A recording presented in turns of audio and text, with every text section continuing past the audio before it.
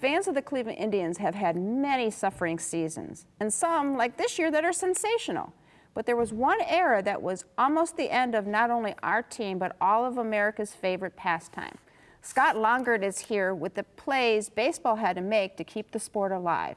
Scott is the author of No Beer, No Money, No Pendants, the Cleveland Indians and baseball in the Great Depression. So I bet that was tough on sports and other things. It was a very, very difficult time.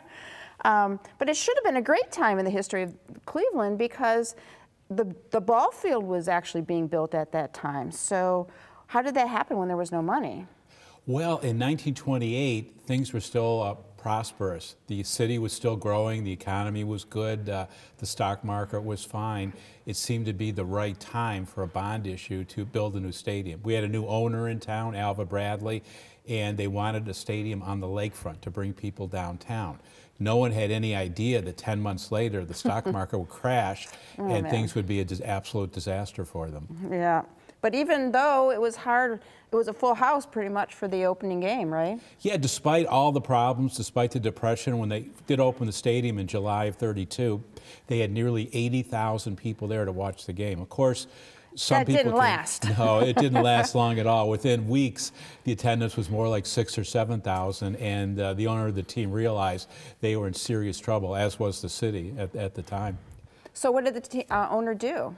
Well, he made sure when he signed his lease for the stadium, again, his name was Alva Bradley, he was a real estate man, one of the richest in all of Cleveland, Northeast Ohio. He had over $10 million in assets. He owned much of downtown. He demanded to have an out clause in the lease, meaning if within 2 years there was something wrong or he didn't like it, he could move the team out. The city at first didn't want to accept it, but they reluctantly, because he wasn't going to budge, they agreed to it, and he exercised the clause after the '33 season, leaving the stadium completely empty. Oh, man. Well, that helped the Indians survive, but what about other teams? How did they get through these tough times? Teams had a lot of difficulty. Cincinnati was on the verge of bankruptcy. The Philadelphia Athletics, one of the great teams, they had to sell their good players. They sold their players for $80,000, 3 different players, to keep the franchise going. The Boston Red Sox supposedly were near bankruptcy, so the owners had to step in and cut salaries, cut everything they could to keep the game going. It was really tough just about everybody except New York. They were prospering anyways. The Yankees, with Ruth and Gehrig, were doing fine with attendance. Oh, man. So it was a time, too, when radio kind of came on the scene and the games were being broadcast. How did that impact things? That was started in 1928. WTAM got the first contract to broadcast. At first, the owners were against it. They thought nobody will come to the games. They'll sit home and listen.